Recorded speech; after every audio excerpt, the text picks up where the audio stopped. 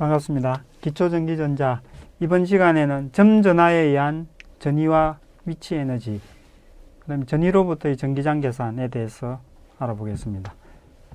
그 점전하에 의한 전위와 위치 에너지는 점전하가 하나 또는 이제 복수계에 있을 때 그 주변에서 전위가 어떻게 되는가, 또는 또 무한히 먼 곳에서 어떤 전하를 가지고 오는 것을 이제 이용을 해서 그런 전하들이 있을 때 가지고 있는 에너지가 어떻게 되는가 하는 것이고, 이제 전위로부터의 전기장 계산은 예전에 전기장을 계산할 때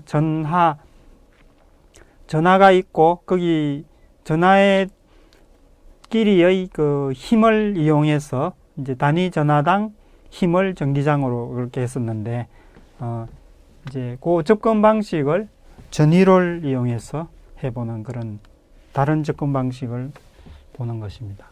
먼저 이제 점전하에 의한 전위와 위치 에너지에서 점전하 하나가 이렇게 있을 때, 여기에 점전하가 하나가 있을 때 A하고 B의 전위차가 어떻게 되겠는가. 먼저 이렇게 좀 보면 BA니까 A를 기준으로 해서 B의 전위차, 그러니까 그걸 본다면 이렇게 본다는 거죠.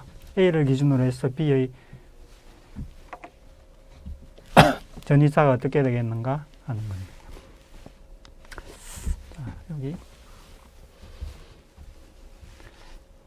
그림을 좀 크게 다시 그려보면, 여기가 점 A고 여기가 점 B인데 전하가 여기 있어요. Q라는 전하가 이렇게 있을 때, 그랬을 때 여기 AB 델타 V라고 표시하고 A를 기준으로 해서 B의 전위, 이게 어떻게 되는가 알아보는 겁니다. 그러면 이제 전위차를 지난 시간에 배웠는데, 전위차의 그 개념을 이용해서 P 빼기 VA 델타 V, 요것은 마이너스 E ds A부터 B, 이제 이렇게 나타날 수 있죠. 자, 그런데 이제 실제로 이제 구하려면 이 E를 알아야겠죠. 여기 점전하가 있을 때 이제 A에서의 전기장, 점전하가 있을 때 이 주변의 전기장, 여기 이제 경로를 이렇게 간다고 생각을 할 수 있죠. 그래서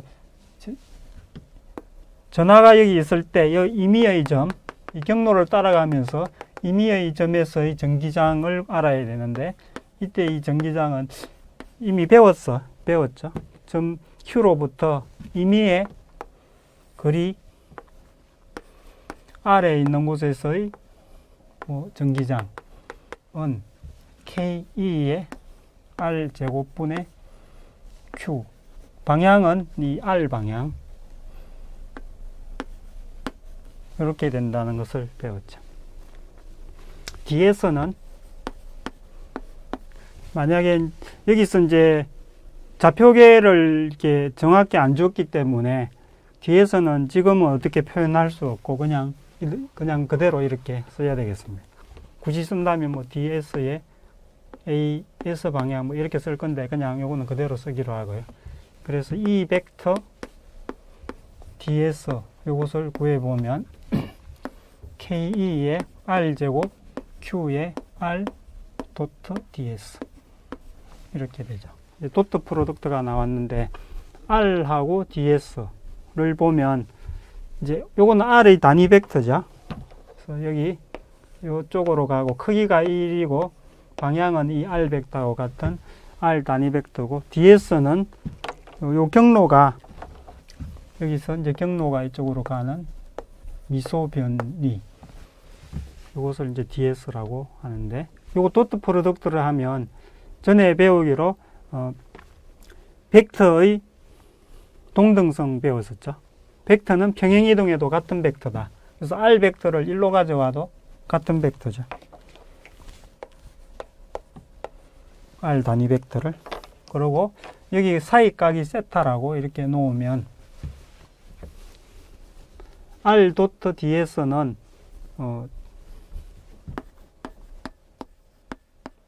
R의 크기, ds의 크기, 코사인 세타 이렇게 되죠. 근데 R 벡터의 크기는 1이고 ds 벡터의 크기는 그냥 스칼라로 이렇게 나타내고 코사인 세타 이렇게 나타내면 이 그림에서 ds 코사인 세타 하면 요 값이 되는데 요 값이 뭐냐면 바로 이 R의 정분이 되죠. R 방향으로 얼마 미소 정분이 됩니다. 즉 dr이 된다는 말이죠. 그러면 이 ds는 ke의 r제곱분의 q r 도트 ds 대신에 dr 이렇게 되죠. 요것을 적분을 하면 그러면 이제 델타 v는 마이너스 ke의 r제곱의 q dr r이 어디서부터 어디냐 하면 이제 경로가 이렇게 되니까 요것을 RA라고 그러고 요것을 RB라고 하면 RA부터 RB까지가 되겠죠. 그러면 R하고 관계없는 거는 다 빼내면은 R제곱분의 1 dr 이렇게 되죠. 이거는 이제 뭐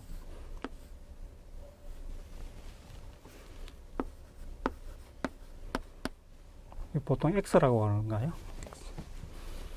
x의 n성을 x로 적분하면 n 플러스 1분의 1 x의 n 플러스 1 플러스 적분상수 이런 식으로 나타나죠.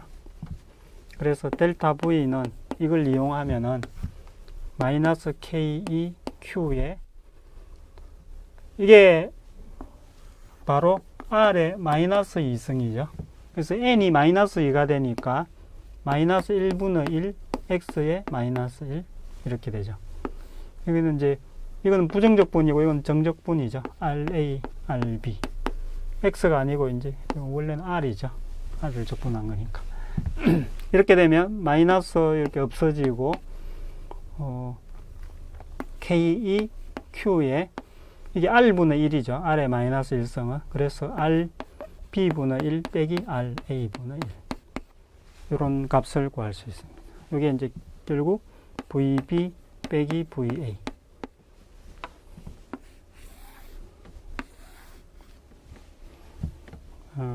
그래서 a를 기준으로 해서 b의 전위는 이런 식으로 나타난다.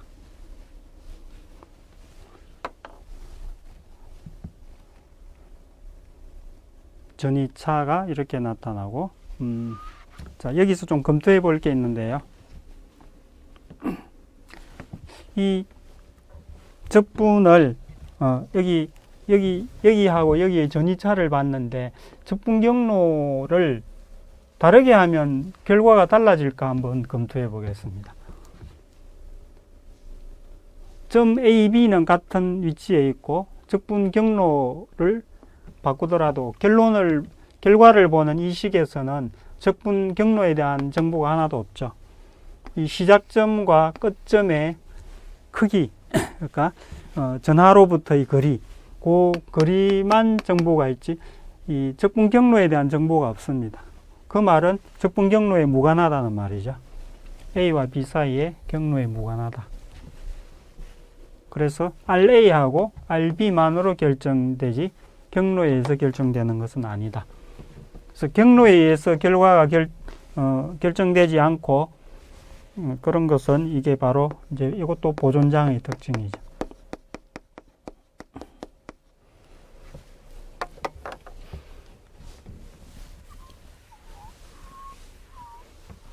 경로에 의해서 결정이 안 되니까 보존장이 A에서 이렇게 경로를 타고 다시 A 프라임이 바로 A라고 그러면 자기 자신의 값을 다시 뺀게 되니까 0이 되죠.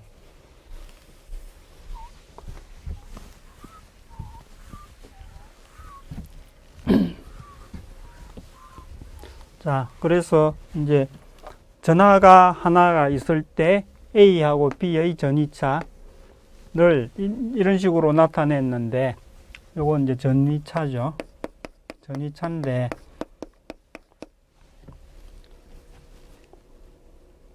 예, 전이차는 번거로워서 좀 어떤 점을 그 기준으로 해서 전이만 나타내고 싶다고 전 시간에 이야기했죠. 그래서 지금 A에서 B 전이차가 이렇게 나타났는데, 요 점 A를 아주 무한히 먼 곳에서 테스트 전하를 이렇게 움직여 갔다. 아주 무한히 먼 곳을 전위를 0으로 놓는다고 그러면